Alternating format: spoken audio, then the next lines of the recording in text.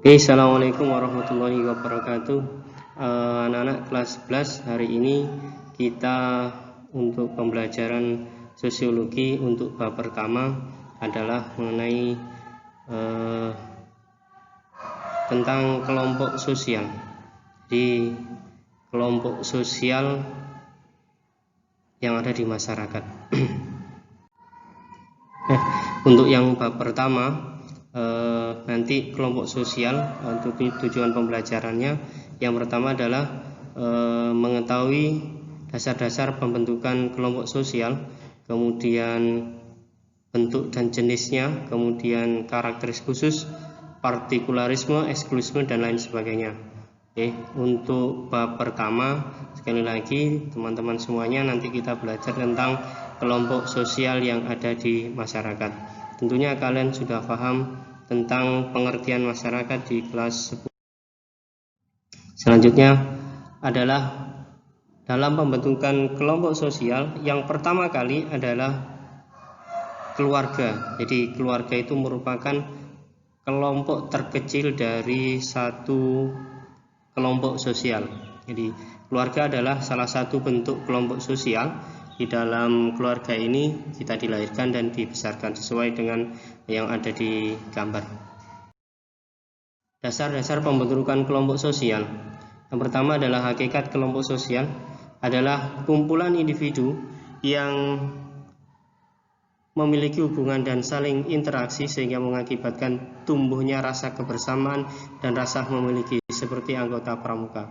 Jadi di dalam kelompok sosial itu ada satu hal mengenai tentang interaksi atau saling timbal balik antara satu manusia dengan manusia yang lain di kelompok itu.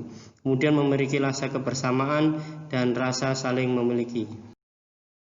Syarat-syarat kelompok sosial menurut Sujono Sukamto ada beberapa hal. Yang pertama ada adanya kesadaran sebagai bagian dari kelompok yang bersangkutan. Kemudian yang kedua adalah timbal balik antar anggota dengan yang lain dalam kelompok itu. Dalam hal ini kita sebut dengan interaksi sosial. Kemudian ada faktor pengikat yang menghubungkan, misalnya kepentingan yang sama, tujuan yang sama, agama yang sama, partai politik yang sama, sekolah yang sama, kemudian ras yang sama, dan lain sebagainya. Ada satu faktor yang mengikat antara kelompok sosial itu. Jadi yang pertama adanya kesadaran sebagai bagian dari kelompok itu sendiri. Yang kedua timbal balik atau interaksi. Yang ketiga adalah adanya faktor pengikat yang sudah. Selanjutnya ciri-ciri kelompok sosial bisa kalian baca di slide-nya. Ada satu kesatuan yang nyata dikenal. Misalkan di madrasah kita ada satu kesatuan yang nyata, ada madrasahnya, ada manusia, ada kelompoknya. Yang kedua adalah merasa memiliki kepentingan yang sama. Di dalam kelompok sosial itu harus sama-sama memiliki kepentingan yang sama. Jadi dan juga mempertahankan nilai-nilai tentunya yang sama. Yang ketiga adalah memiliki struktur sosial yang sama. Yang keempat, tiap anggota kelompok memiliki peran-peran yang berbeda. Satu contoh misalkan di kelas kalian itu termasuk kelompok sosial kelas atau kelompok sosial yang kecil, di mana ada struktur kelasnya, ada pemimpinnya, ada ketua kelasnya, dan lain sebagainya. Kemudian memiliki peran yang berbeda-beda. Yang kelima adalah tiap kelompok sosial memiliki norma kelakuan yang mengatur peran dalam kelompok tersebut. Nanti kita uraikan.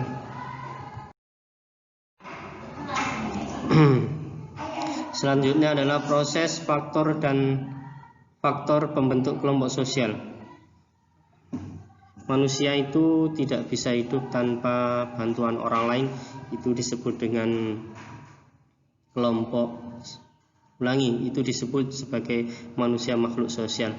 Pada intinya proses yang membentuk kelompok sosial itu adalah manusia itu sendiri tidak bisa hidup tanpa bantuan orang lain. Itu Jadi proses pembentukan kelompok sosial itu terjadi secara alami karena manusia tidak bisa hidup tanpa bantuan orang lain. Lanjut. Nah, ini secara lebih spesifik tentang faktor-faktor pembentuk kelompok sosial. Yang pertama adalah kepentingan yang sama. Kepentingan yang sama. Misalkan ada ikatan guru, ada PGRI, Persatuan Guru Republik Indonesia. Ini kepentingannya sama, yaitu sama-sama mendidik. Jadi kepentingan yang sama, misalkan contoh kita bekerja dalam satu pabrik, kepentingannya sama, adalah untuk mencari nafkah dan lain sebagainya. Yang kedua adalah pertarian darah atau keturunan yang sama. Misalkan kalau di kita ada namanya bani.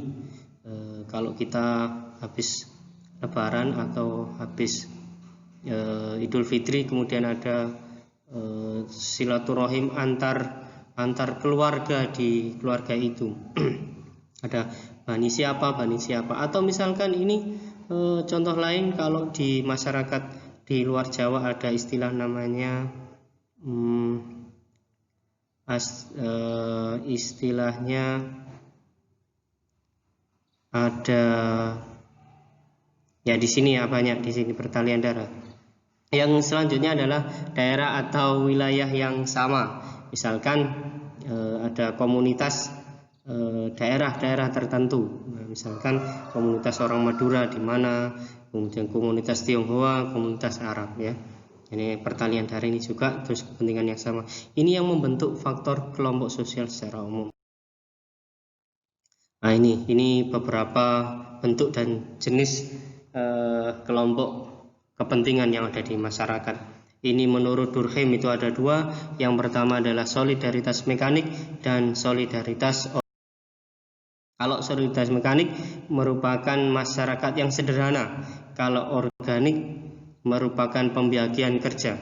Kalau solidaritas mekanik itu seperti di daerah tradisional atau di desa, mereka belum mengenal pembagian kerja yang lebih spesifik. Kalau solidaritas organik lebih condong kepada pembagian kerja yang sudah dengan rapi. Nah, ini ada suku Baduy, kemudian ada petani, ini contohnya yang paling mudah.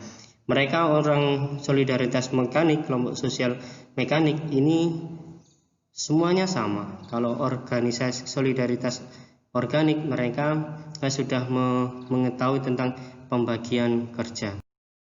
Selanjutnya adalah Gemeinschaft dan Gesellschaft. Gemeinschaft itu lebih kita kenal dengan namanya paguyuban, kemudian Gesellschaft itu patembayan. Ulangi, Gemeinschaft itu paguyuban, Gesellschaft itu patembayan. Kalau Gemeinschaft itu hubungan batin yang kuat dan sifat alami kemudian kekal. Kalau Gesellschaft atau patembayan itu biasanya lebih condong kepada sekumpulan orang yang kebetulan hadir bersama-sama, tetapi setiap orang tetap mandiri. Artinya mereka berkumpul adanya kepentingan yang lebih modern dibandingkan dengan paguyuban. Contohnya kalau Gesellschaft ini adalah para pekerja di pabrik, di industri. Kalau paguyuban kita kenal namanya paguyuban beca, paguyuban pedagang dan macam-macam. Hubungan batin mereka lebih kuat. Tapi kalau Gesellschaft, hubungan mereka karena satu kepentingan. Biasanya kita lanjutkan. Nah, ini contohnya Gemeinschaft ada antar kerabatan, misalkan keluarga. Ini hubungannya dengan dalam dunia industri. Yang selanjutnya adalah kelompok primer dan kelompok sekunder. Kalau kelompok primer itu lebih condong kepada pergaulan, kerjasama dan tatap muka yang lebih intim. Contohnya kelompok primer itu adalah keluarga. Kalau sekunder itu lebih di luar keluarga. Nah, selanjutnya ada in-group dan out-group. Ada William Sumner.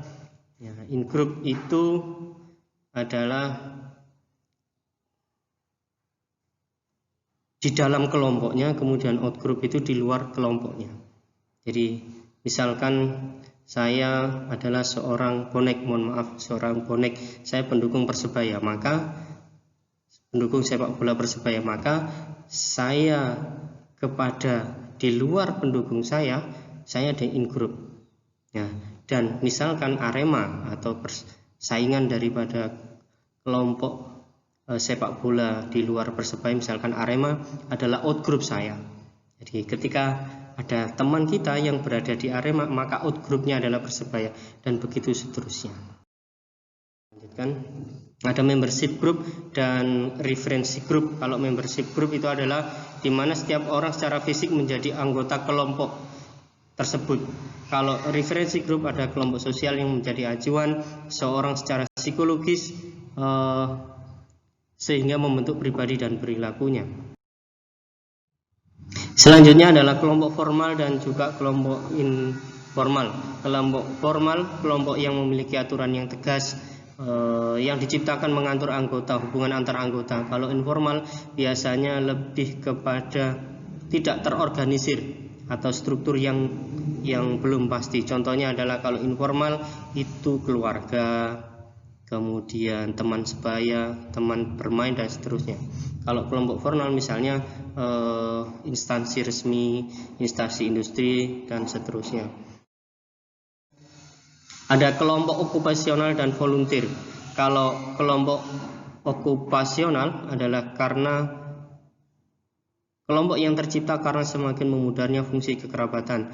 Kelompok ini terdiri atas berbagai profesi memiliki pekerjaan yang sama. Kemudian ada kelompok volunteer, ini adalah kepentingan sama namun membedakannya adalah kekerabatan. Kelompok ini tidak mendapatkan. Nah, ini okupasional contohnya adalah IDI, Ikatan Dokter Indonesia.